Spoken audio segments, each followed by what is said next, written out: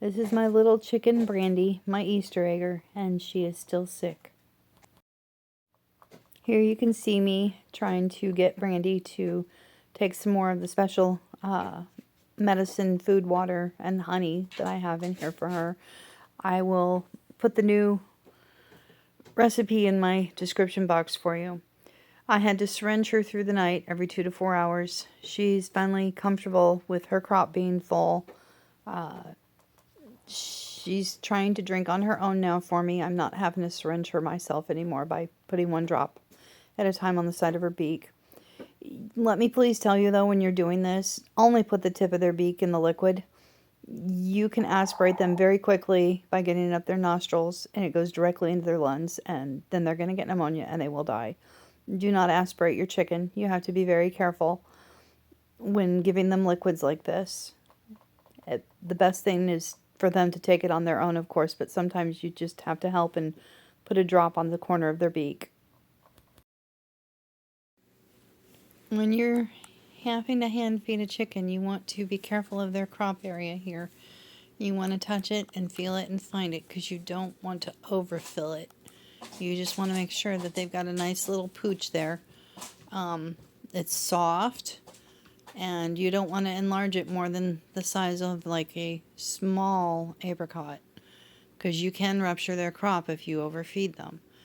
I finally got enough liquid back down her again that's got nutrition in it and medicine for her, and it's nice and full.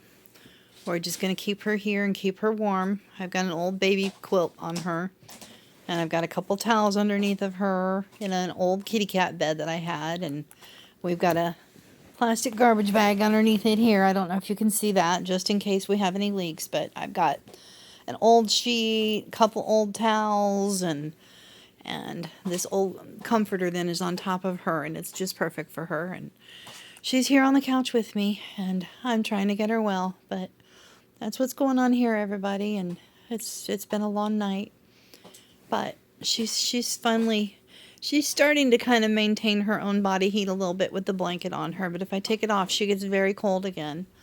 Her legs are finally warm. That's good. That means we've got circulation going on again, because her feet were ice cold and she couldn't hardly walk, and her legs were ice cold. But anyway, we're getting her back up on her feet again. She was doing so good, and then she got sick again and went downhill really fast this time. So secondary infections are even harder on your chickens. You got to keep an eye on them even when you think you've gotten them well, because they can turn right around on you and get super sick again. And this is not normal behavior for a chicken. They usually don't like to be touched and petted and so forth. Even if they are your pet, they'll only tolerate that for once or twice. But yeah, she's super sick. She doesn't even want to open her eyes anymore. But we're getting her there. We're going to get Brandy well.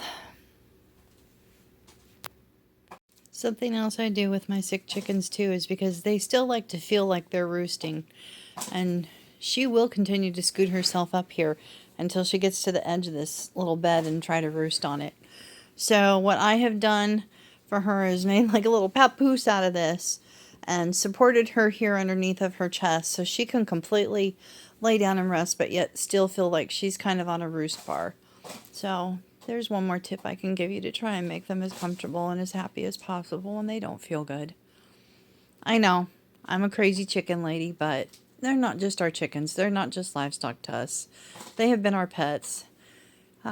This little flock of Easter eggers that we raised by hand was given to me by a gift by my wonderful husband, and we've lost quite a few of them this past summer in the heat, so I just don't want another loss. She's worth it.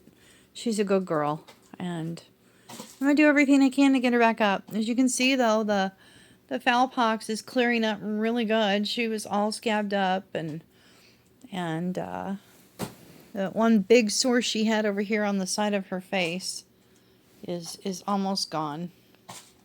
Again, this isn't contagious to humans, but I will go wash my hands with soap and water when we're done here. And that one that was so big on the top of her eye here has come off completely. Her feathers will grow back in where that sore was at.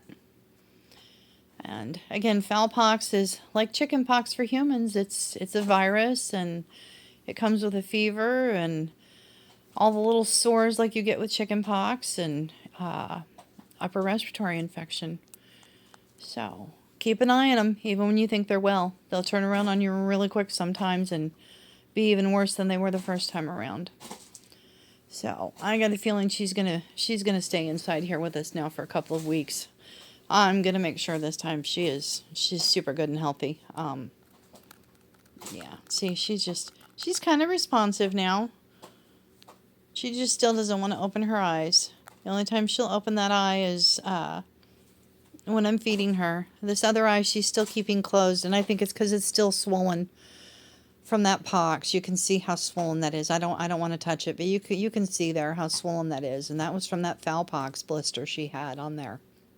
But that healed up, and it's gone, and as you can see, she's starting to get some little tiny feathers back in on there already. So that means her body does have enough nutrition in it to be producing feathers.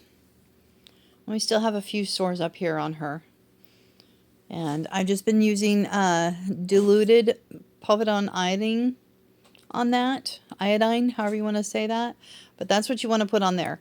Please don't use toothpaste on your chickens for foul pox. It's got fluoride in it. Fluoride isn't good for anyone.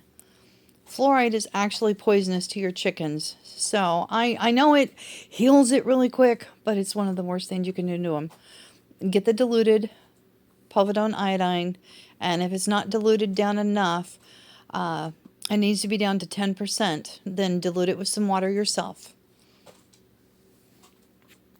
Alright, well, I'm going to shut this off now because this light in her face is not good on her. We're going to take it a little nap here. We've been up and down all night.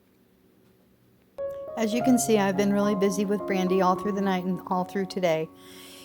I did not have time to record any food videos for this week so far. So in my description box, you will find a recipe for my Southwest chicken spaghetti and how to make brownies from any cake mix. I hope that you'll read those and enjoy them, and I'll be back soon with more videos.